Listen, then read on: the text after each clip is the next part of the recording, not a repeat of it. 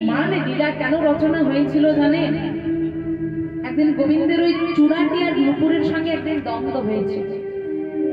চূড়া একদিন নুপুরকে বলল, নুপুর ভাই তোমার কি ভাগ্য গো, তুমি গোবিন্দের চরণে জায়গা পেয়েছো, গোবিন্দের চরণে তুমি আশ্রয় পেয়েছো। কিন্তু দেখো আমাকে গোবিন্দ জায়গা দিয়েছে মাথাতে, কিন্তু আমার বড় মনে অভিলাষ যে আমিও গোবিন্দের চরণে একদিন জায়গা পাবো, আমিও গোবিন্দের চরণে একদিন জায়গা নেব। আমারও মনে বড় অভিলাষ, কারণ আমিও যে গোবিন্দের চরণ বড় ভালোবাসি, কিন্তু আমি আজ পর্যন্ত গোবিন্দের চরণে কোনোদিন জায়গা পাইনি। শুনেছি পৃথিবীর সকল ভক্তরা নাকি যারা প্রকৃত ভক্ত হয় তারা সর্বদা চাই গোবিন্দের রাঙা চরণ, কিন্তু আমার দুর্ভাগ্য দেখো আমি ময়ূরপুচ্ছ হয়ে গোবিন্দের মাথায় শোভিত হচ্ছি, কিন্তু আমিও যে গোবিন্দের রাঙা চরণ বড় ভালোবাসি গো। গোবিন্দ সেই কথা জানতে পেরে চূড়াকে বলল, চূড়া তুমি দুঃখ পেও না, এই কথা তুমি চরণ লাভ করবে তো বেশ, তোমায় চরণ আমি দেব, তবে তোমাকে কার চরণ দেব জানো? আমার চরণ দেব না। এই জগতের গুরু হলাম আমি, আমার যিনি প্রেমের গুরু শ্রীমতী রাধা রানী, আমি তার চরণে তোমাকে জায়গা দেব। তাই সেই চূড়ার মনস্কামনা পূর্ণ করার জন্য গোবিন্দ এই ছলনায় এই মান লীলা রচনা করলেন। এরপরে দেখুন কি করে চূড়াকে রাধারানীর চরণে গোবিন্দ আমার জায়গা দিল। আজ সখীরা বলছে, গোবিন্দ তুমি ফিরে যাও। গোবিন্দ বলে, না গো, অমন করে আমায় তাড়িয়ে দিও না, আমাকে একটিবার রাধারানীর কাছে যেতে দাও। রাধারানী সব শুনতে পাচ্ছি, গোবিন্দ এসেছে সেটাও জানে, কিন্তু মানেনি, মান করে বসে আছে। সখীরা বলছে, গোবিন্দ তোমার যে সন্ধ্যাবেলায় আসার কথা ছিল, তা তোমার আসতে এত ভোর হলো কেন? গোবিন্দ তখন ছলনার আশ্রয় নিল। গোবিন্দ দেখলো এদের হাত থেকে যদি বাঁচতে হয় ছলনার আশ্রয় নিতেই হবে। তাই গোবিন্দ আমার বলছে, ওগো কি হয়েছে জানো? আমি তাড়াতাড়ি করে সন্ধ্যাবেলা মায়ের কাছে সেবা নিয়ে তোমাদের কাছে আসছি না, কিন্তু তারপরে কি হলো জানো? আমাদের একটা শ্যামলী বাছুরি গেল হারিয়ে। তো মা যশোদা আমাকে বললো, আগে ওই শ্যামলী বাছুরিটিকে খুঁজে দিয়ে যা, তারপরে তুই যেখানে ইচ্ছে যাবি। আর ওই শ্যামলী বাছুরিটিকে খুঁজতে গিয়েই তোমার এত দেরি হয়ে গেল। সখীরা বলে, হ্যাঁ গো, শ্যামলী বাছুরি খুঁজতে গিয়ে যদি দেরি হলো, আচ্ছা বেশ মানলাম, তা তোমার সারা গায়ে এমন কাটার আঁচড় লাগলো কেমন করে, নখের আঁচড় লাগলো? কি হয়েছে জানেন? চন্দ্রাবলী গোবিন্দকে যখন কুঞ্জে নিয়ে গেছে, চন্দ্রাবলী জানে গোবিন্দ সেবায় চন্দন দিতে হয়। যারা গোবিন্দ সেবা করেন তারা জানেন গোবিন্দ সেবায় লাগে কি? তুলসী আর চন্দন। চন্দ্রাবলী জানে চন্দন দিতে হয়, কিন্তু চন্দ্রাবলী এটা জানে না যে চন্দনটা গোবিন্দের কোথায় থেকে। মনে মনে ভাবছে, আচ্ছা যদি বদনে দেবো, কিন্তু যদি চরণে দিতে হয়, আবার চরণে দেবো, যদি বদনে দিতে হয় বদনে দেবো, যদি অঙ্গে দিতে হয়, যদি বাহুতে দিতে হয়, আমি তো সঠিক জায়গা জানি না। তাই চন্দ্রাবলী করেছে কি, ওই শেষ চন্দন গোবিন্দের সর্বাঙ্গে মাখিয়ে দিয়েছে। যে আর যত মাখিয়ে দিয়েছে ওই জন্য গোবিন্দের গায়ের রং ধপধপে ফর্সা হয়ে গেছে, সখীরা চিনতে পারছে না। আর যখন মাখিয়েছে না, চন্দ্রাবলীর খুব বড় বড় সুন্দর সুন্দর নখ ছিল, সেই নখের আঁচড়গুলি গোবিন্দের অঙ্গে লেগে গেছে। যেই না লেগে গেছে, আঁচড় হয়ে গেছে। সখীরা বলে, এই আঁচড় কি করে হলো? গোবিন্দ বলে, আর বলো না, ওই শ্যামলী বাছুরি খুঁজতে গেলাম, হ্যাঁ ঝোপে জঙ্গলে কত জায়গায় খুঁজেছি, ওই ঝোপে কাঁটাই লেগে এমন আঁচড় হয়ে গেছে। বাবা, আচ্ছা বেশ, তাই না হয় বিশ্বাস করলাম, কিন্তু হ্যাঁ গো গোবিন্দ, ওই কাটাই লেগে না হয় তোমার গায়ে আঁচড় হয়েছে, কিন্তু গোবিন্দ তোমার ওই কপালে সিঁদুরের তিলক কি করে লাগলো? গোবিন্দ দেখলো, এই রে, চন্দ্রাবলী আবার সুন্দর করে একটা সিঁদুরের তিলকও করে দিয়েছে। এত ভক্তি বাবা, হ্যাঁ এই ভক্তির জানাই আমায় কত কিছুই তো করতে হচ্ছে, কে ভাবছে গোবিন্দ। এবার গোবিন্দ তখন কি বলছে জানো? গোবিন্দ তখন আরো ছলনার আশ্রয় নিয়েছে। গোবিন্দ বলছে, আর ওই যে তোমাদেরকে বললাম না শ্যামলী বাছুরি হারিয়ে গেল, তুই শ্যামলী বাছুরিটিকে যখন খুঁজে পাচ্ছিলাম না, তখন দেখলাম পথের ধারে একটা হরগৌরীর মন্দির। সেই হরগৌরীর মন্দিরে মাথা ঠেকিয়ে বললাম, মা যদি শ্যামলী বাছুরিটিকে খুঁজে পায় তাহলে তোমার নামে আমি পুজো দিয়ে যাবো, আমাকে শুধু খুঁজে পাইয়ে দাও, কারণ তাড়াতাড়ি করে রাধার কুঞ্জে যেতে হবে। যেই না প্রণাম করেছি, অমনি সিঁদুরের তিলকটা লেগে গেছে। বাবা, এই সব কিছু গোবিন্দ রাধারানীকে শুনিয়ে শুনিয়ে বলছে, কিন্তু রাধারানী এত সহজে বলবে না। মানিনি সেই যে মান করে বসে আছে গোবিন্দ, এত কিছু বলছে গোবিন্দ, তার পদতলে চাইবে তো টাকাইনি। এবার সখীরা বলছে বাহ বাহ বাহ, সবই না ভাই বুঝলাম, খুব ভালো, কিন্তু হ্যাঁ গো গোবিন্দ, আচ্ছা শেষ একটা প্রশ্ন করি, উত্তর দাও তো। তুমি তো পীতাম্বর, মানে তুমি তো হলুদ বস্ত্র পরো, আজকে তুমি নীল বসন পরে এসেছো কেন? মানে কি হয়েছে বললাম, চন্দ্রাবলীর কাছে ছিল গোবিন্দ, ভোরবেলা যখন রাধার কথা মনে পড়েছে তড়ি ঘড়ি ঘড়ি চন্দ্রাবলীর একটা নীল বসন পরে আর চলে এসেছে। এবার সখীরা যখন এটা ধরেছে, গোবিন্দ বলে এবার কি বলি কি বলি, হ্যাঁ আরেকটা ছলনার আশ্রয় নিতে হবে। এবার সখীদেরকে বলছে আর বলো না। সন্ধ্যাবেলা মা যশোদার কাছে সেবা নিয়ে আর দাদা বলাইয়ের পাশে একটু শুয়েছিলাম, হ্যাঁ সারাদিন গোচারণ করেছি তো খুব ক্লান্ত ছিলাম, তো দাদা বলাইয়ের কাছে শুয়েছিলাম, যেই না শুয়েছি বাবা অমনি ঘুমতে লেগে গেছে, কখন যে ঘুমিয়ে গেছি মনেই নেই। তো যখন তোমাদের কথা মনে হলো তড়ি ঘড়ি ঘড়ি অমনি একটা বলাই দাদার নীল বসন পরে আর চলে এসেছি। আর সখীরা জানতো বলাই দাদা পরিধান করে নীল বসন, তাই কৃষ্ণ দেখছে ভালোই সুযোগ হলো, বলাই দাদার নামটা এখানে দিয়ে দিই, তাই বলছে দাদার একটা নীল বসন পরে চলে এসেছে। সখীরা বলছে আচ্ছা গোবিন্দ কোনটা বিশ্বাস করবো? এই বললে যে শ্যামলী বাছুরি খুঁজতে গিয়ে দেরি হলো, হ্যাঁ শ্যামলী বাছুরি খুঁজে পাচ্ছিলাম না তাই বলে দেরি হলো। আবার বলছো যে সন্ধ্যাবেলায় মায়ের কাছে সেবা নিয়ে বলাই দাদার পাশে শুয়েছিলে, ঘুমিয়ে গেছিলে, কোনটা বিশ্বাস করবো বলো তো? গোবিন্দ ফিরে যাও, ফিরে যাও তুমি, কারণ তোমায় দেখে আর আমাদের ভালো লাগছে না, তুমি এত মিথ্যে কথা বলে ফেলেছো, তুমি এত ছলনা করে ফেলেছো, চলে যাও আমাদের কুঞ্জ থেকে, রাধারানী তোমার বদন পানেও চাইবে না। গোবিন্দ যখন খিদে পায় তখন খাবার দিলেই ভালো লাগে, খিদে যখন মিটে যায় তারপরে তুমি যতই ভালো খাবার দাও আর ভালো লাগে না গো। তোমার যখন আসার কথা ছিল তুমি আসোনি, এখন এসেছো আমাদের মান ভাঙা দিয়ে, চলে যাও, রাধারানী তোমার বদন পানেও চাইবে না। কিন্তু আজকে গোবিন্দ কথা শুনলো না, তাড়াতাড়ি গেল রাধারানীর কাছে, গিয়ে পরে কত অনুনয় করলো, কত বিনয় করলো, রাধে আমার এমন ভুলের আমি কোনোদিন করবো না, তুমি এইবারের মতো আমায় ক্ষমা করে দাও, এইবারের মতো তুমি আমায় ক্ষমা করে দাও, আমার ভুলের আমার কোনোদিন হবে না, আমি তোমায় কথা দিচ্ছি। কত অনুনয় বিনয় করলো, শেষমেশ গোবিন্দ আমার করলো কি, রাধারানীর চরণে পর্যন্ত ধরে দিল, দেহি পদম পল্লব তারা, চরণে ধরে দিল বাবা, তাও কিন্তু রাধারানীর মান ভাঙাতে পারলো না। ওই যে চূড়াকে কথা দিয়েছিল আমি আমার গুরু অর্থাৎ শ্রীমতী রাধারানীর চরণে তোমায় জায়গা দেব, তাই আজকে যেই না গোবিন্দ রাধারানীর চরণে তার মস্তক নুইয়েছে, মাথাটি ঠেকিয়েছে, অমনি আজকে চূড়া রাধারানীর চরণে স্থান পেয়ে গেল। যেই না চরণে স্থান পেয়েছে, চূড়ার মনে বড় আনন্দ। গোবিন্দ বলে চূড়া আজ আমি তোমার মনস্কামনা পূর্ণ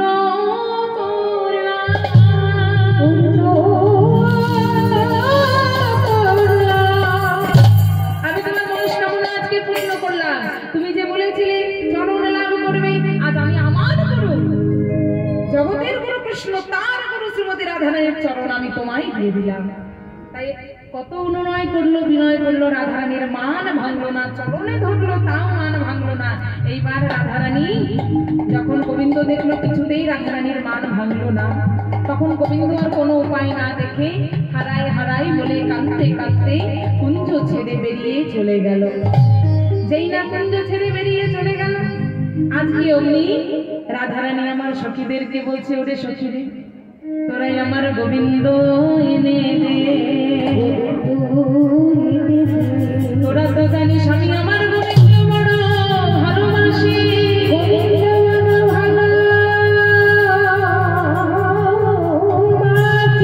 আমি আমার গোবিন্দের প্রতি মানে করি অভিমান করি,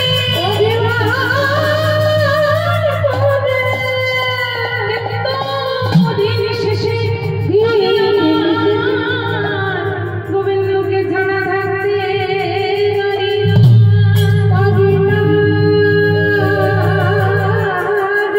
তাই সখীরে তোরা আমার গোবিন্দকে আমার কাছে এনে দে।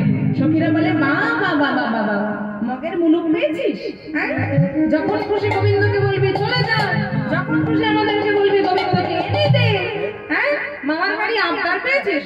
দেখ রাধে তোকে প্রথম দিনই বলেছিলাম আর যেখানেই যাস ওই যমুনাই যাস না, কথা শুনলে, হ্যাঁ সেই তো চুপি চুপি চুপি চুপি যমুনাই গেলি, যমুনাই এলি ভালোই করলি। বললাম দেখিস কোনোদিন ওই যমুনার কুলে গোবিন্দের মন হরণ করা বাঁশি যেন শুনিস না। সেই কথা শুনলি, বেশ তো লুকিয়ে লুকিয়ে বাঁশিটি শুনলি, বাঁশি শুনলি ভালোই করলি। বললাম দেখিস কোনোদিন যেন গোবিন্দের প্রেমে পড়ে যাস না। সেই কথা শুনলি, গোবিন্দের প্রেমেও পড়লি, প্রেমে পড়লি ভালোই করলি। বললাম দেখিস কোনোদিন গোবিন্দের প্রতি মান যেন করিস না। আজ আর সেই মানও করলি, মান করলি ভালোই করলি। আবার বললাম দেখিস গোবিন্দ মান ভাঙাতে এলি যেন মান ভেঙে গোবিন্দকে ক্ষমা করে দিস। করলি, কোনো কথাই তো আমাদের শুনলি না। তাই আজকে সখীরা রাধারানীকে উদ্দেশ্য করে বলছে, ওরে রাধে সখীরে, যেদিন আসিয়া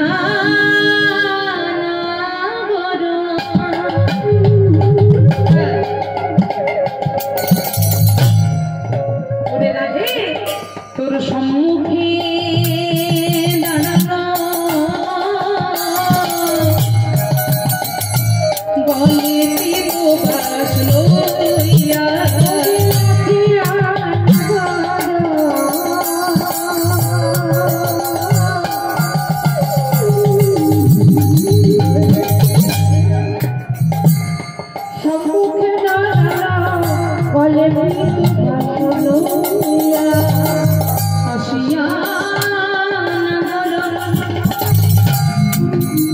তোর সম্মুখে দাঁড়ানো বলে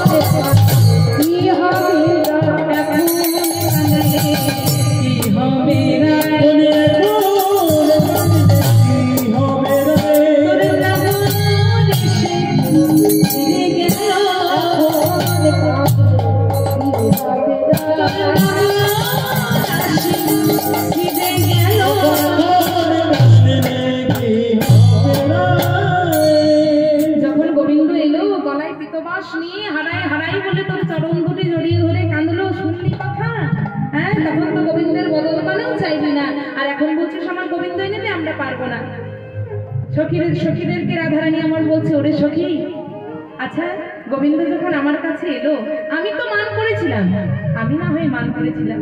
তাই আজকে সখীদেরকে রাধারানী বলে, ওরে সখীদের, গোবিন্দ যখন আমার কাছে এলো, ওরে আমি না হয় মান করেছিল, কিন্তু তোরা তো সকলে সকলে ছিলি,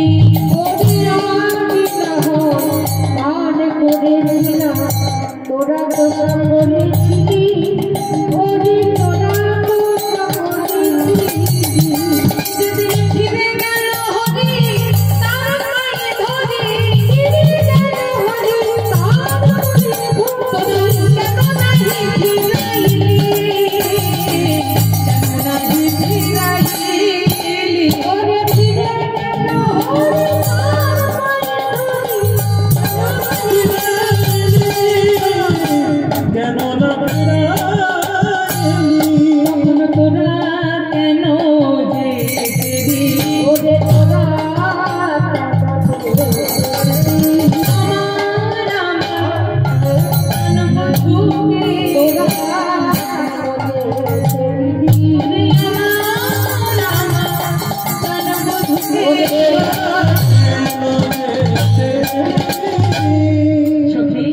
গোবিন্দ যখন আমার কুঞ্জে এসেছিল আমি না হয় মান করেছিলাম, কিন্তু তোরা তো সকলে ছিলি। গোবিন্দ যখন আমার কুঞ্জ ছেড়ে চলে গেল তখন তোরা কেন গোবিন্দকে আটকালি না, কেন তোরা গোবিন্দকে যেতে দিলি? সখী তোরা কি জানিস না যে আমি গোবিন্দের প্রতি মান করি, অভিমান করি, যতই যাই করি না কেন, কিন্তু দিন শেষে একটি কথা যে বড় সত্য রে, সেই কথা কি জানিস? আমি যে গোবিন্দ বড় ভালোবাসি, আমি গোবিন্দ ভালোবাসি, গোবিন্দ বড় ভালোবাসি, আমি তাকে ছাড়া আর জানি না, আমি তাকে ছাড়া আর জানি না। আমি মান করি যাই করি, কিন্তু আমি যে গোবিন্দকে ভালোবাসি রে, এর থেকে বড় সত্য আর যে হয় না।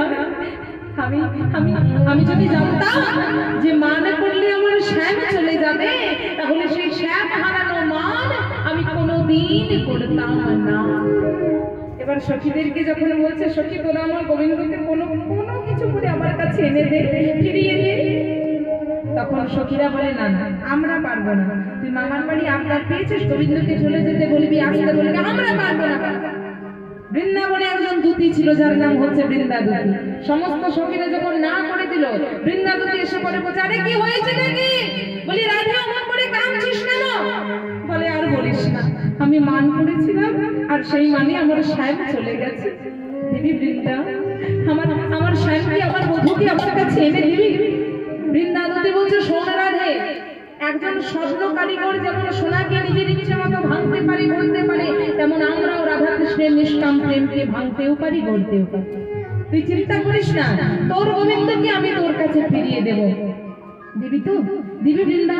তুই যদি আমার গোবিন্দকে যদি আমার কাছে ফিরিয়ে দিস, তুই যা চাইবি আমি তোকে তাই দেবো। করে আমরা আর কি চাইবো বল? আমরা সমস্ত সখীরা একটা রূপ দেখতে বড় ভালোবাসি, আর সেটা কিসের রূপ জানিস? তোর আর গোবিন্দের যুগল। আচ্ছা রাধে, আমি আমি যদি তোর গোবিন্দকে তোর কাছে এনে দিই, তুই বল আমাদের যুগল দর্শন দিবি তো? তাই দেব, তাই দেব, শুধু আমার গোবিন্দকে আমার কাছে এনে দে। তাই আজকে বৃন্দাবতী গেল কোথায়? গোবিন্দকে খুঁজতে। সখীদেরকে বলছে, সখীরে তোরা জানিস গোবিন্দ কোন দিকে গেছে? সখীরা বলে, আমরা বাপু জানি না, তুই নিজে গিয়ে খুঁজে নে। এবার বৃন্দাবতী খুঁজতে খুঁজতে খুঁজতে খুঁজতে চলেছে।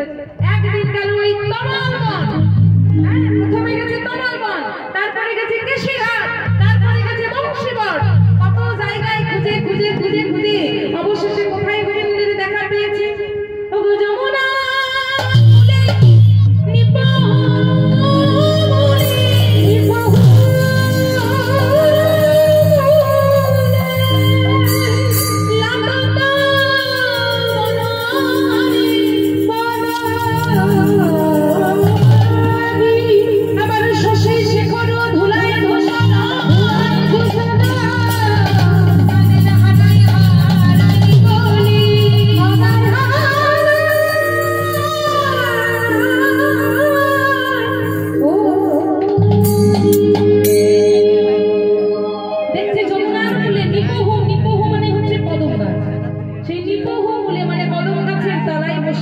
গোবিন্দ আমার হারায় হারায় বলে কাঁদছে। বৃন্দাদূতি গোবিন্দকে দূর থেকে দেখতে পেয়েছে, কিন্তু বৃন্দাদূতি মনে মনে ভাবছে, গোবিন্দকে যে আমি খুঁজতে এসেছি, এটা আমি গোবিন্দকে জানতে দেব না। আমাদের সখীদের মানটাও তো রাখতে হবে, এত সহজে গোবিন্দের সামনে মান বিক্রি হতে দেব না। তাই আজকে বৃন্দাদূতি মনে মনে ঠিক করলো, আমি গোবিন্দের পাশ দিয়ে এমন ভাবে যাবো, আমি যে গোবিন্দকে দেখতে পেয়েছি, এটা আমি গোবিন্দকে বুঝতে দেব না। বৃন্দাদূতি দিচ্ছে, গোবিন্দই যেন বৃন্দাদূতিকে ডাকে। তাই আজকে বৃন্দাদূতি গোবিন্দের পাশ কাটিয়ে এমন ভাবে চলে যাচ্ছে যেন গোবিন্দকে লক্ষ্যই করেন। এবার গোবিন্দ যখন দেখছে বৃন্দাদূতি আসছে, গোবিন্দ কিন্তু বেশ মেজাজে আছে, মনে মনে ভাবছে তবে রাধারানীর মনে হয় মান ভেঙেছে আর বৃন্দাদূতিকে আমায় নিতে পাঠিয়েছে। তাই গোবিন্দ মেজাজে আছে, হাত হাতে আছে। এবার যেই না বৃন্দাদূতির পাশ কেটে চলেই যাচ্ছে, অমনি কিন্তু গোবিন্দের আর সহ্য হলো না। গোবিন্দ অমনি ডেকে উঠলো, বৃন্দাদূতি, মানে ও বৃন্দাদূতি। বৃন্দাদূতি বলছে, কি বলছো আমাকে? বলে হ্যাঁ তোমাকেই বলছি। তা কি বলবে বলো বাপু, আমার তো সময় নেই, তাড়াতাড়ি করে আমায় যেতে বলে। এত তাড়া কিসের? বলে তারা আমার সাধে করে রাধারানী আমাদের শপথ নিয়েছে কৃষ্ণ রূপ ত্যাগ করে রাধারানী মান রাজার পুজো করবে। আর সেই মান রাজার পুজোর জন্য যে উপাচার, যে ফুল দরকার, সেই ফুল আমি আনতে যাচ্ছি। বাবা, তোমাদের রাধারানীর এখনো মান ভাঙেনি? বলে না, রাধারানীর মান এত সহজে ভাঙবে? রাধারানী প্রাণপণে প্রতিজ্ঞা করেছে আর কোনোদিন ওই কালো রূপ কৃষ্ণ রূপ দেখবে না। গোবিন্দ বলে বাবা, কালো রূপ কৃষ্ণ রূপ দেখবে না? এগো, আমার প্রতি মান করেছে বলে এত অভিমান, আমায় কালো বলছো? তা তোমরা যে আমায় কালো বলছো, আচ্ছা মনে মনে ভাবো তো, কালো না থাকলে জগতের আলো কি করে তোমরা দেখতে পেতে? হ্যাঁ, যদি অন্ধকার না থাকতো আমরা আলোর কি মহিমা সেটা বুঝতে পারতাম? খারাপটা যদি না থাকতো ভালোর কি দাম সেটা বুঝতে পারতাম? পারতাম না। পৃথিবীতে সবকিছুই দরকার। সুখ যদি দুঃখ না থাকতো সুখের মূল্য কতখানি বুঝতে পারতাম? পারতাম না। সুখ দুঃখ, ভালো মন্দ, অন্ধকার আলো, এই নিয়ে মনে হয় আমাদের পৃথিবীটা ভালো। পৃথিবীতে সবকিছুই থাকবে। গোবিন্দ বলছে, হ্যাঁ গো, আমায় যে কালো কালো কালো কালো বলছো, তা কালো কি আমি সাজে হয়েছি? কালো কি আমি নিজের ইচ্ছে